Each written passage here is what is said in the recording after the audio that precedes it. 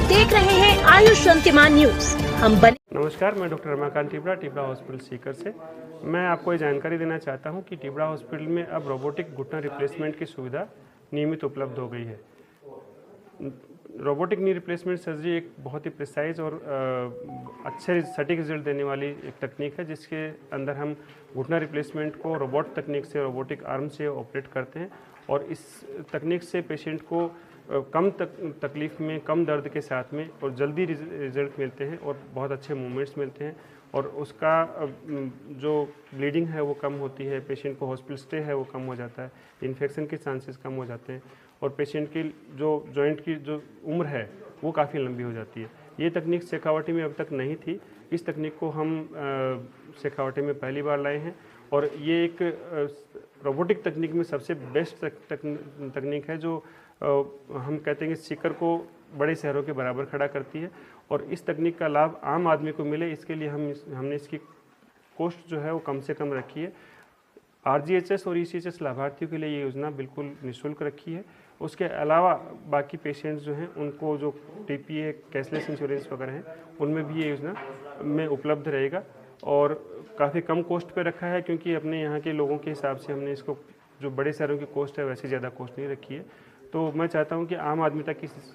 बात की जानकारी जाए कि घुटना दर्द अब एक परेशानी झेलने वाली चीज़ नहीं है, इसको आपको लेकर के चलना नहीं है, आप इसको इलाज करवाएं और रोबोटिक तकनीक से बेस्ट रिजल्ट्स पाएं और अब अपना रेगुलर काम करते रहें और अपना स्वास्थ्य बनाए रखें। ठीक है, कि घुटने की अलग संरचना होती है, आपका घुटना अलग है, इनका अलग है, इनका अलग है,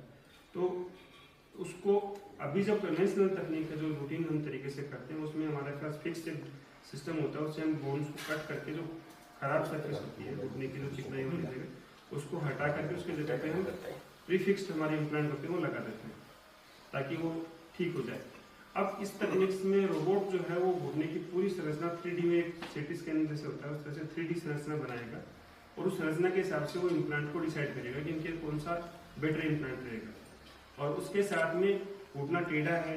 या घुटना मुड़ा हुआ है, सीधा नहीं हो रहा है, या फिर हड्डी कमजोर है, या फिर बाद में इसमें कोई जटिलता पहले से आ रखी है